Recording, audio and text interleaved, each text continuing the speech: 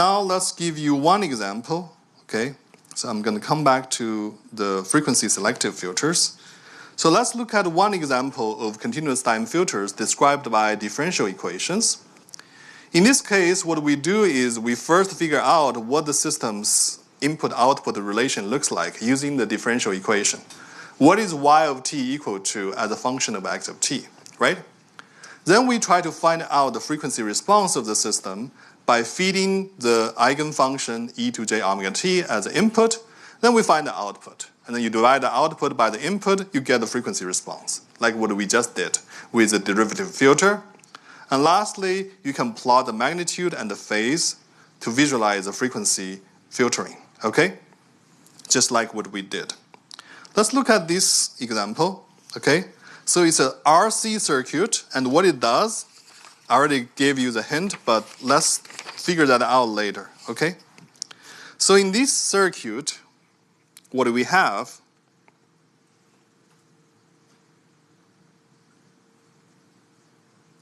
Is the input that is output, is a voltage.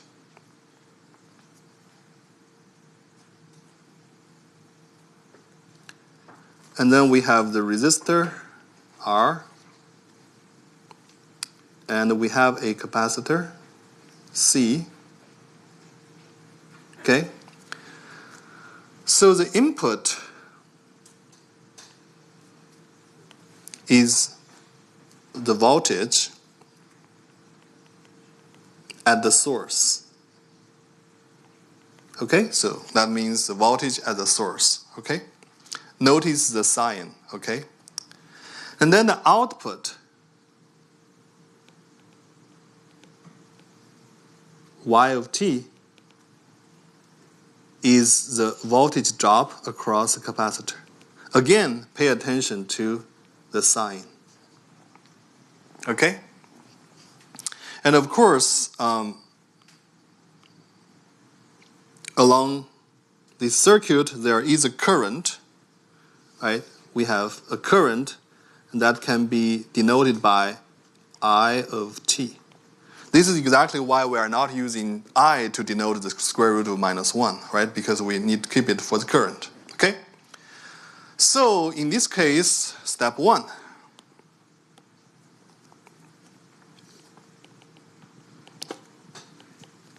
System equation. What's the output equal to as a function of input, right? So this is something you can easily solve even, in 214. So first of all, Ohm's law, that the current is the voltage drop across the resistor. So this is the voltage drop across the resistor, right? Divided by the resistor's parameter, and that equals to the voltage drop across the resistor is the difference between the voltage at the source and the voltage at the capacitor, right? Right? We recall that, right? What am I using for the numerator? The Kirchhoff's voltage law, right?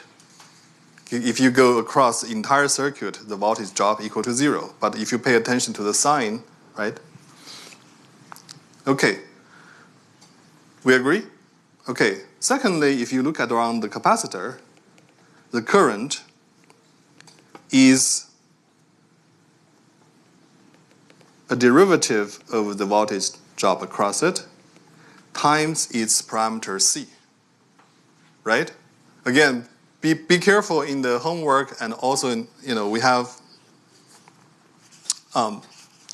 this question like as well. Okay, last question. Okay, so then you can remove I of t, right? You plug the second equation to this first. Eventually, you find out that RC times the derivative of y plus y equal to x of t. So that's a system equation, okay? And then what I didn't do, and you need to do, is you need to judge or prove linear and time invariance. Otherwise, everything I do afterwards cannot be done. Okay? But here, let me skip that. Okay? That's why we are asking you to prove the LTI. You wonder, why do I care about whether the system is linear or not? Look, our analysis so far is based on the LTI assumptions. Okay? Okay, so then let's pretend that. Okay, so let's pretend. So system described in 1 is LTI. So when input is exponential of j omega t, output is j omega t times the frequency response that I want in the second step. Okay, now that I have the system equation, wonderful, and it's linear. Then I can say that for a linear and time invariant system, e to j omega t is an eigenfunction because e to j omega t is an eigenfunction of LTI system. Okay? So that's why the output is eigenfunction times eigenvalue, and eigenvalue is the frequency response. Okay. So second step, find the frequency response. Okay? So now I can,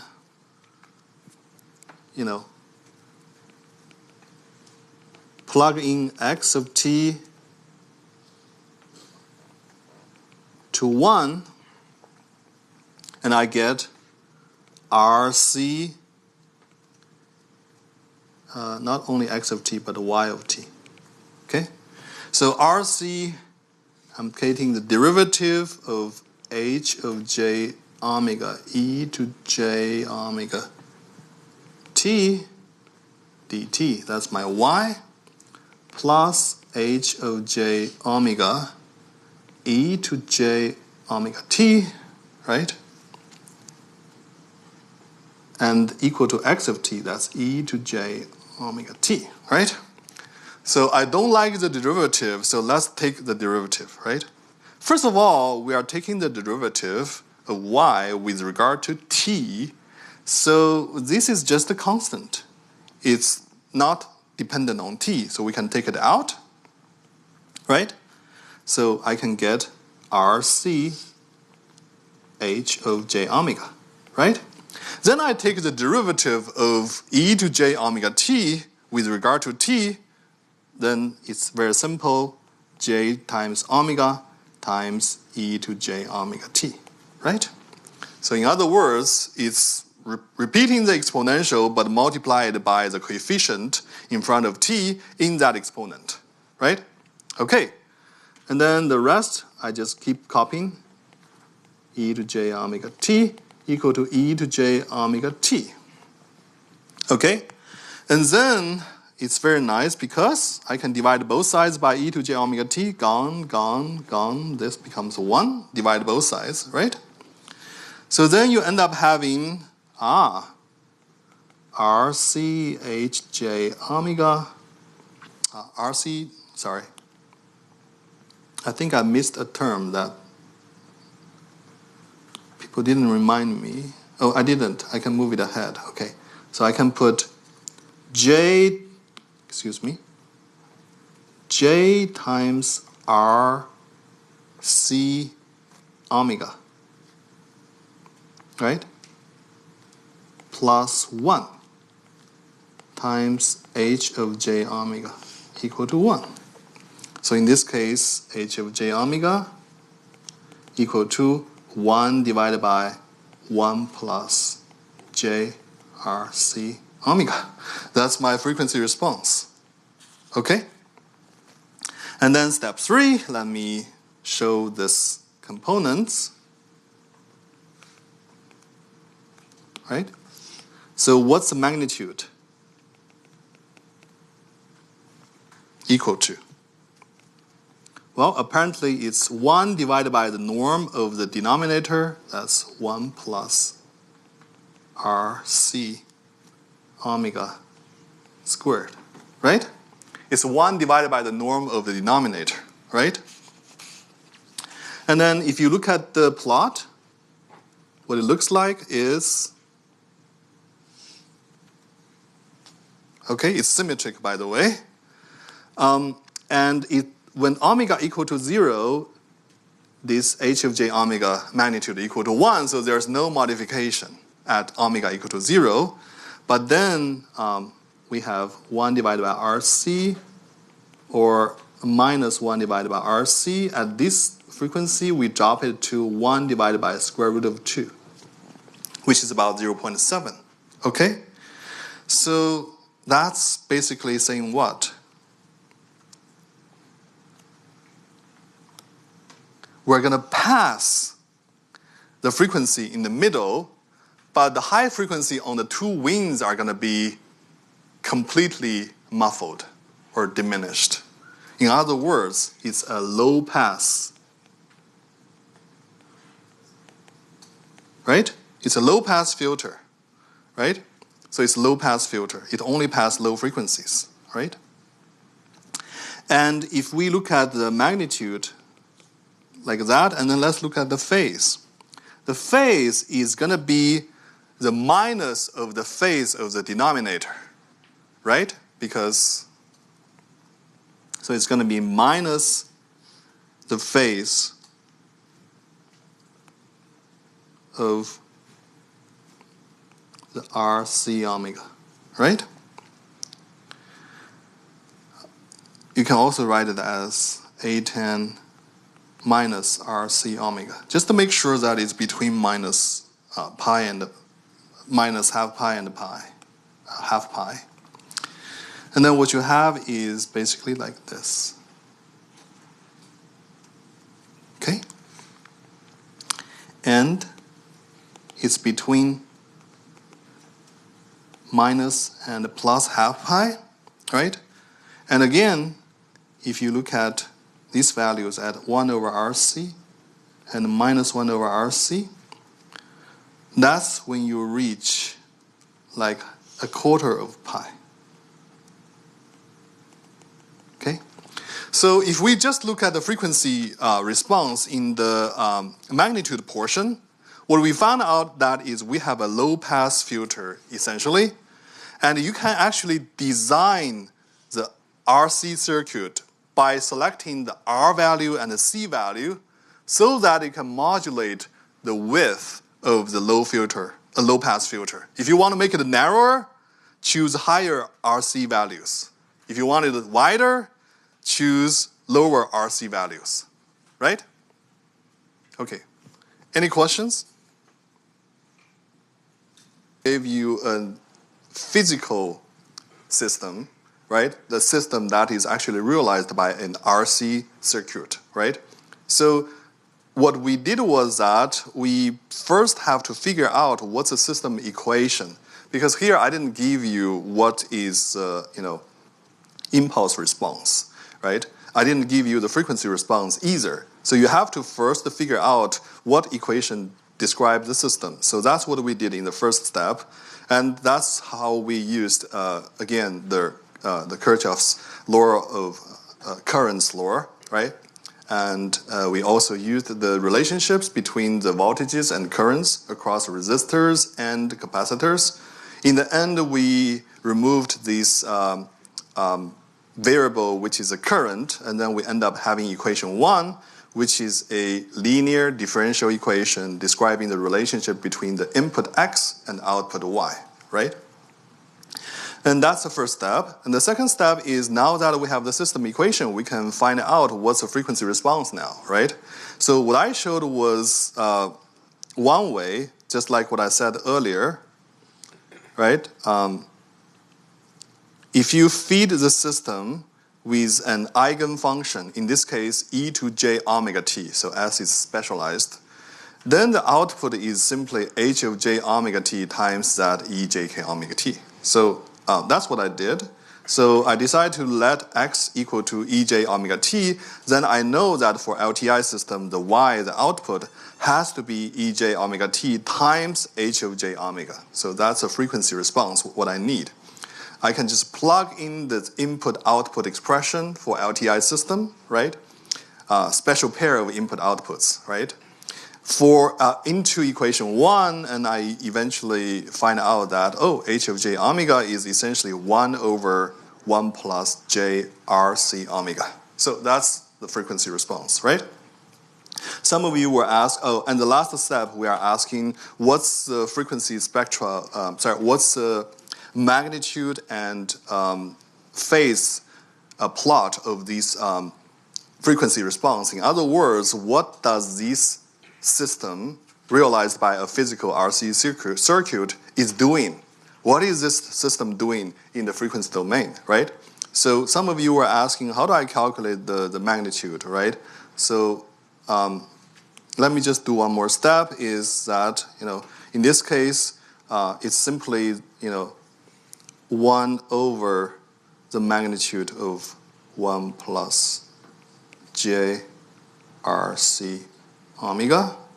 And then the denominator, is the square root of sum of squares. Squared real part, right? And I can drop that 1 squared to be 1. Okay, and similarly, this is also similar because you can also just multiply both the numerator and denominator by 1 minus j RC omega, for instance. And then your denominator will become just the magnitude squared, which is real, and the denominator is 1 minus j RC omega, for which you can find its phase, which is arctangent of minus RC omega divided by 1, right? You can also don't have to do that, but just by saying that, well, this is simply minus the phase or the angle of the denominator, right? Because as I showed above, when you just multiply the complex conjugate of the denominator to both the denominator and the numerator, right? Essentially, what you're having here in the numerator is the complex conjugate whose phase is opposite to the phase of the denominator. So that's how we found out that, well, equivalently, it's minus arctangent or arctangent of the minus, okay? And that's what we found, okay? So now let's ask, what is this system doing, right? We are not designing the system, we are just giving the system, but we are now able to analyze the system in the frequency domain. And then let's look at the magnitude. So basically at every frequency, right, this is already a continuous, right, frequency, right? Omega can take any value. And if you look at this magnitude, what it's doing is that at frequency equal to 0, the magnitude is 1. So that means that we're not changing the amplitude of the signal at frequency equal to 0, right? So again, what is the signal at frequency equal to 0? That's the constant component of the frequency, right? Because what component is having a frequency of 0? E to j times 0 times omega naught t, which is 1. So the basic signal at the zeros component, right? Or the zeros frequency component is a constant, right? So for that constant component, the system is actually doing nothing. So it's not going to adjust its magnitude. But as you move away, as the frequency increases, the system is basically is reducing the magnitude of the original signal, because now we are having values below 1. So that means you are reducing, you are multiplying this magnitude to the original magnitude of the magnitude of the original signal. So you are reducing the magnitude of the original signal as frequency increases, right? But roughly you can see that there is almost like a band, right? That basically allows you to pass only the frequency components within that band. Because once the frequency is too high at the two wings of the spectra, then the magnitude of the system, the magnitude of the frequency response of the system is close to zero. So you're not going to pass any of those frequency components at all. So that's why we're saying that this system is roughly a low-pass filter, because it only allows, not only, but essentially or effectively only allows the low-frequency components, right? And we also saw that you can make it more selective. You can make this low-pass filter, and you can make this filter more selective or narrower with higher R times C value, right? Because, we saw this band is characterized by 1 over RC. So when RC is higher, then the band is narrower. So you basically have a narrower or more selective low-pass filter. Okay? So that's magnitude and the phase plot, okay? In fact, for step 2, I was feeding the eigenfunction e to j omega t to the system as input, and then I figured out the impulse response, frequency response. But there's another approach, by the way, which is probably similar to what you did in Math 308 differential equation, but back then you basically used Laplace transform. Remember back then, whenever you see a derivative, you multiply that thing by s. When you have the second order derivative, you have s squared. If you wonder where that is coming from, well, that's actually because of the properties of the Laplace transform, which we had a glimpse of when learning the properties of continuous time Fourier series, because Fourier series is a very special case of Fourier transform, which is a special case of Laplace transform. Okay, so alternatively, we can do step 2 in a different way.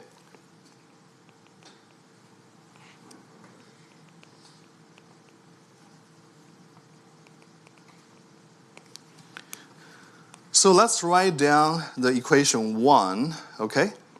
So let's write down equation 1. RC dyt dt plus yt equal to x of t. So that's the equation 1, okay? What I'm going to do is I'm going to do Fourier series representation to both sides of the equation. On the right-hand side, or Fourier transform in this case, on the right-hand side, I have x of j omega. Look, I'm not really asking you to do the Fourier transform by calculating the integral, because x of t is not given. I can actually calculate the frequency response with any x of t. Okay, and then similarly, okay, not equal yet. Similarly, I have the Fourier transform of yt, which is y of j omega, right? Okay? By this double-headed arrow, I mean that it's a pair in time and the frequency domains, respectively, linked by the Fourier transform or the inverse Fourier transform, depending on which direction you're going, right? Okay, now tell me, what's the Fourier transform of the derivative of yt? Did we learn that before? One of the boring dozen properties of Fourier series? Oh, it was right here. Did you see that? So it's the Fourier series coefficients times j times the frequency, which is k times omega naught. In our case, we are looking at the transform, so the frequency is omega, not just the discrete choices of k times omega naught, right? Okay, so and our Fourier transform is not the Fourier series coefficients a sub k, so it's x of j omega. So we can use this property and come back to this one. So it's like, that's what I meant. We haven't learned the Fourier transforms yet, but we already can use the property. But if you don't like that, you can also use Fourier series coefficients, okay? But, so then I have what? Yj omega, right? Times j omega, isn't it? Right? And then I linear scale it, I can use the linearity, right? And then they should be equal to each other. So in the time domain, they are equal. In the frequency domain, they are equal, right? Then I end up finding that, well, on the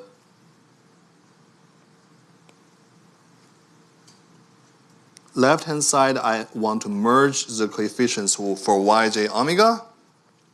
And then the real part is 1, right? And the imaginary part, I'm changing the order, j times RC omega, right? This whole thing is a coefficient, and the right-hand side is x of j omega, isn't it? Now, let's divide y of j omega, the Fourier transform of the output, by x of j omega, the Fourier transform of the input. We end up finding that that is 1 plus j RC omega's reciprocal. Does that look similar? It looks like exactly what we found. Do we recall that we used the multiplication property to prove that the frequency response is the Fourier transform of the output divided by the Fourier transform of the input, right? Okay, so now I'm going to write the two key properties we used, right? So the first one is differentiation property. The second one I used was convolution property. Convolution in the time domain results in multiplication in the frequency domain, right? Because in the time domain, x of t and y of t is a convolution of x of t and h of t, right? In the frequency domain, y of t is a product of y of j omega is a product of x of j omega and h of j omega. So that's how we got it. Okay. Any question? Which approach is easier for you? Huh? This first approach, plugging E to ST, or the Fourier transform? Just curious. Who thinks it's this approach? Just plug in the eigenfunction. It's actually quite straightforward, right? Okay. Who thinks it's a Fourier transform?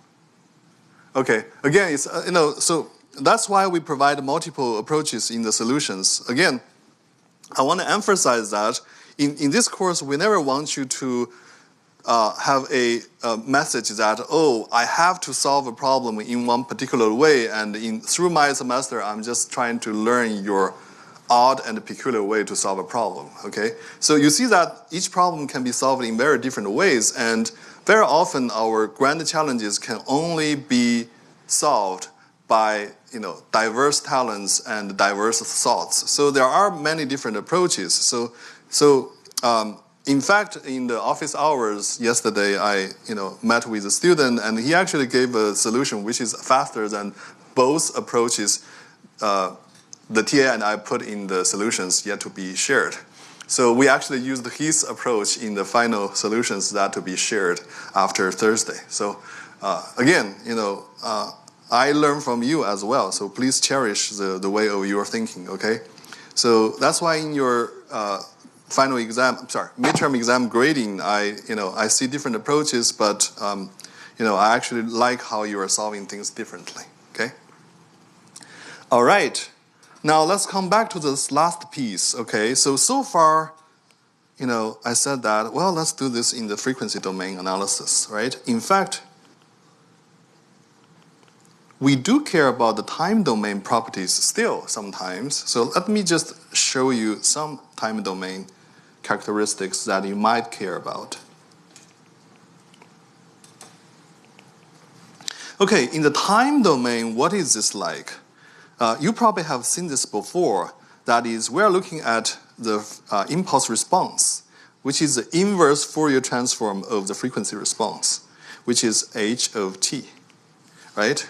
It's a lowercase h, not uppercase.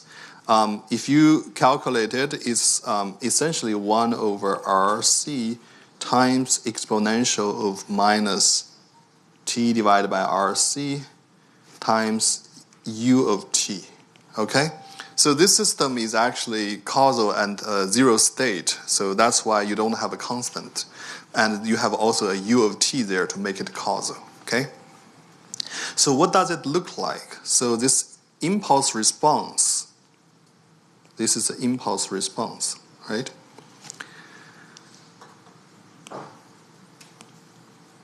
So this is frequency response, and this is the impulse response.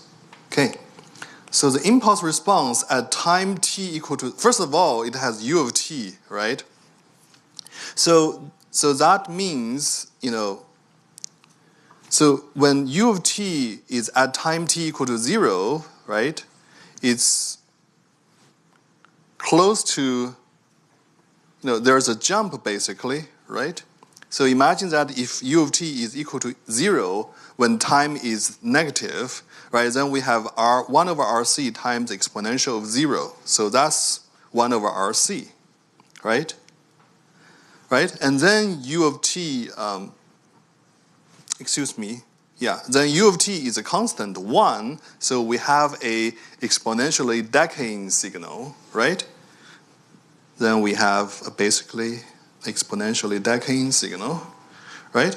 So that's a system response, and then if we ask ourselves how fast does this system response or impulse response decay, we find that, well, basically it starts from 1, and then it drops to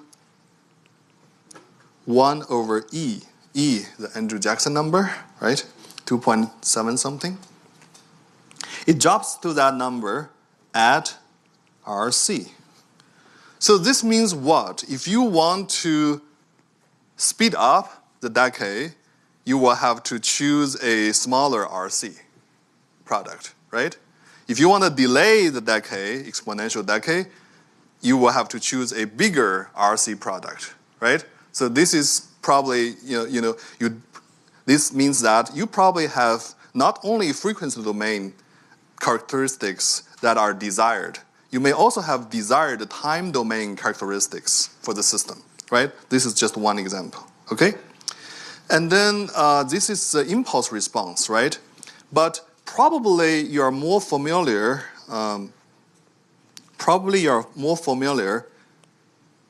with something called step response. That is, the input is not a delta, okay? The input is a step function u of t, right? So that's notation is s of t, right? So s of t, let's remind ourselves that h of t is the response to delta of t, right? S of t is the response to u of t, right? This arrow means input-output relationship, okay? So it's this right-hand arrow, right-side arrow. So what's the step response in this case? It is the integral of the impulse response. Just like the step function is the integral of the impulse, the step response is also the integral of the impulse response, okay? So, and then it's simply 1 over e to minus t over rc, that's t, times u of t. So in this case, what it looks like, is an exponentially growing signal. As t goes to infinity, in the parentheses we have 1 minus e to minus infinity. That's 1 minus 0, so that's 1. 1 times 1 when t is positive, right? U of t is 1 when t is positive. So in the end, the signal reaches the saturation at 1, right? And then it actually almost halfway, right? It will grow to 1 minus 1 over e. So that's about 60%, right, of the 1. And that's when time reaches RC. So now the horizontal axis is time, okay? So back here we have the frequency domain analysis. Omega, okay? Don't know where that thing is coming from. Let's remove that, okay? All right. Okay, so now you see that these are a pair of frequency domain and time domain analysis, okay? We're not completely giving up time domain analysis because sometimes besides desired frequency domain responses or besides desired frequency filtering or selection, you may also have desired time domain responses. So you do have to consider both sometimes in designing a system. Okay? All right. Any questions? Yes? Does the graph of h of t, why does the exponential start at 1 and not 1 over RC? Oh, yeah, very good point. Because that's a typo. Thank you very much. So, sorry about that. Thank you, Lily. Very good point. I didn't multiply that 1 over RC. Sorry about that. So this value is 1 over RC, and this value is 1 over RC times 1 over E, right? E is about 2.7, so 1 over E is about 40%, right? So that's when the signal drops to 40% of the starting. Okay, thank you very much, Lily. And S of t is correct, right? It does reach 1 when t goes to infinity. Okay. Well, thank you very much. Good. Any other questions? Omar? Just kind of going back a little, but could you explain more about how you got the angle from the transfer function? Because you said that you just multiply by 1 minus. Got you. Yeah, let me repeat again. First of all, whenever you have 1 over a complex number, right, then the angle, yeah, I thought I wrote it there, but somehow it wasn't saved. Okay. So you could say that, well, this angle is simply, because it's 1 divided by that complex number, right? So it's simply the minus of the angle for the denominator. Right? And the angle of the denominator is just the arctangent of the imaginary part divided by the real part, right? Which is arctangent RCW divided by 1, which is arctangent RCW. And then you have a minus sign in front of it, right? That's one approach. But you may ask, what if the numerator is not 1, but like 1 plus j, right? How do I deal with that? What you do is, so that's,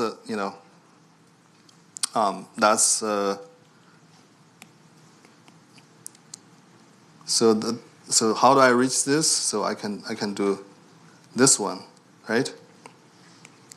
The second approach is that, or h of j omega equal to 1 divided by 1 plus j RC omega. But then I times this by 1. But this is not the arbitrary 1. It's something divided by itself. That something is 1 minus j RC omega, which is a complex conjugate of the denominator, right? Then I put that in the numerator as well. So I'm multiplying the original expression by 1, basically, right?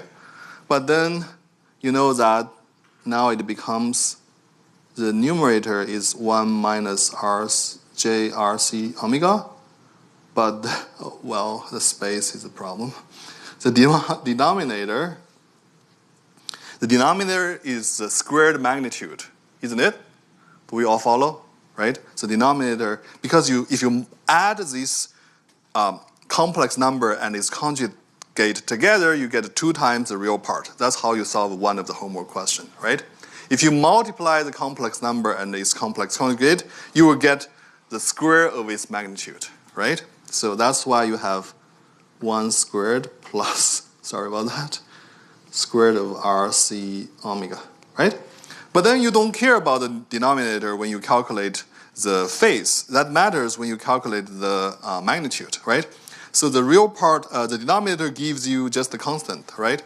Times that complex number in the numerator. Then you can just calculate what's the what is the phase of the new numerator, right? Because now it's just a very simple complex number. So if you do it in this, yeah, so my second expression actually comes from approach 1, and my first expression actually comes from approach 2.